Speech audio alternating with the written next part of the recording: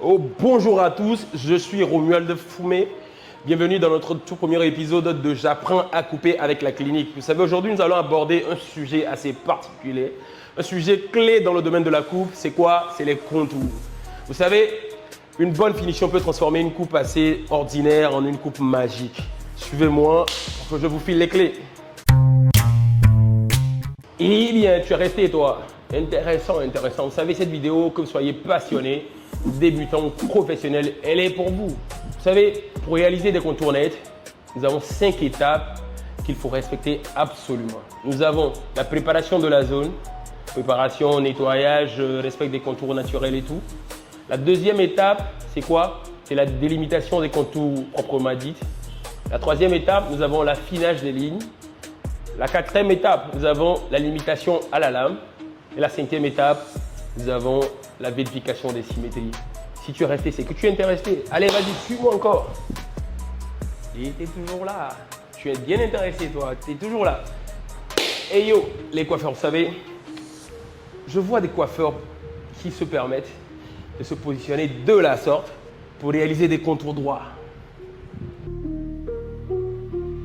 Vous êtes dans un film, les gars!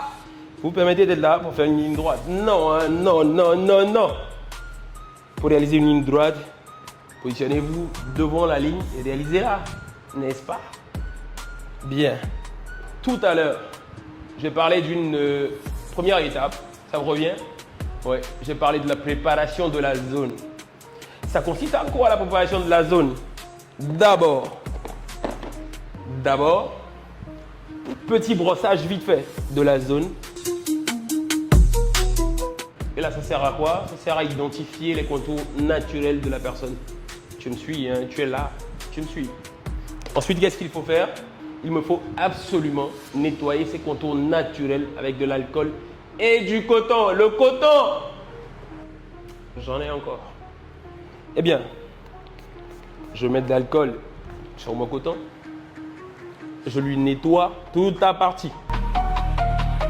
Alors, je nettoie la partie, tout ce qui est suinte, petits débris, etc. Je dégage bien la partie avec mon coton. J'ai ma tondeuse de finition, d'accord, que je nettoie proprement encore. Je nettoie ma tondeuse de finition proprement. Maintenant, la deuxième étape. La deuxième étape, ça consiste en quoi? Viens un tout petit peu vers moi, Kevin, s'il te plaît. J'identifie le milieu de ses contours en passant par son nez. D'accord? Le nez de tout le temps, chacun définit le milieu du visage de tout le monde. Donc je pars du nez de Kevin. Kevin, t'en as un gros, hein? Je pars du nez de Kevin, d'accord, jusqu'à ses contours. Et donc là, ça me permet d'identifier le milieu de ses contours. Et qu'est-ce que je fais si j'arrive à cette étape-là? Nous sommes bien évidemment au niveau de la deuxième étape, la réalisation des contours proprement dites. Bien, je crée ce que nous appelons la base. La base se crée comment? Elle est là.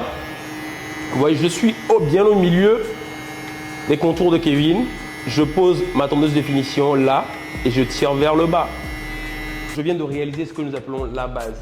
Et là, je suis parti du nez de Kevin jusqu'à ses contours pour déterminer ou identifier, j'allais dire, le milieu de ses contours. À ce stade-là, qu'est-ce qu'il faut faire? Maintenant, il faut choisir un côté gauche ou droit. Et vous y allez. Moi, je choisis d'aller d'abord du côté gauche. Et je continue. Je suis juste ma base. Donc, c'est là, là, là, là. Simplement. Bien, je continue. À ce stade, qu'est-ce qu'il faut faire? Là, nous allons faire les angles. Suivez-moi bien. Sur cet angle-là, tenir la tondeuse comme ceci, la positionner comme ça, aussi facilement, naturel. Eh bien, nous avons aussi deux petites règles à ce niveau. Pour les angles, c'est soit 90 degrés, c'est-à-dire quand vous positionnez votre tondeuse de finition comme ceci, vous imaginez deux angles, deux lignes, ok, la ligne de l'angle et puis la ligne latérale.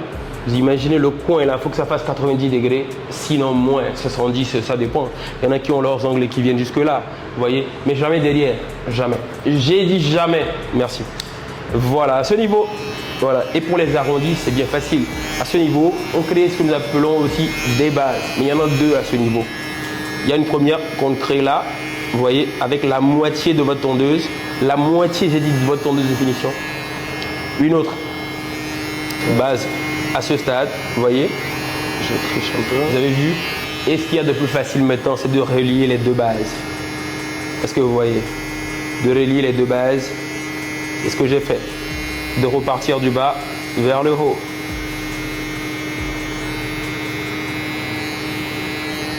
C'est bon. Et troisième étape, nous avons l'affinage des lignes. Qu'est-ce que nous appelons l'affinage des lignes? L'affinage des lignes, c'est le passage encore une fois, ou sinon plusieurs fois, sur les contours. Mais en même temps, ça ne vous donne pas le droit de franchir la ligne naturelle des contours de la personne. Ok? Donc, qu'est-ce que je fais maintenant? Je repasse sur mes contours avec ma tondeuse de finition. Mais moi, j'en ai plusieurs, mais ça va, je vais continuer avec ceci. Bien, ça fait ça. Je repasse dessus pour rendre la ligne bien nette. Bien nette. Je repasse dessus. Je rebrosse pour voir les petits détails. Et là, tel que je vous ai dit, donc je peux faire ça. Sinon, ça. D'accord. Ok. C'est l'affinage est fait. Quatrième étape, la finition à la lame. Vous savez, comment est-ce que vous l'appelez chez vous? Mettez-moi ça en commentaire, comment est-ce que vous l'appelez? Moi, je l'appelle le coupe-chou, la chavette. C'est vous qui voyez. Maintenant, il est question d'utiliser votre coupe-chou comme ceci. Pour ceux qui ne savent pas, le coupe-chou se positionne à 30 degrés de la peau. Jamais plus, jamais moins. Ok? Bon, peut-être plus quelques rares fois. On en reviendra dans un autre épisode. Tenez, vous penchez légèrement la tête du client vers vous. Ce que vous voyez. Et là, vous positionnez votre chavette comme ceci.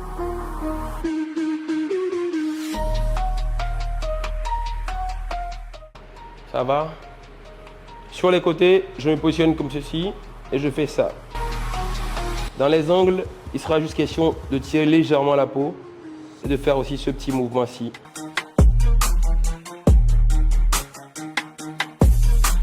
Est-ce que vous voyez?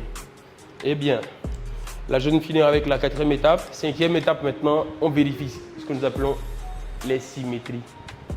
Il le faut absolument. Après votre réalisation de contour, positionnez-vous devant le client. Analysez maintenant les contours.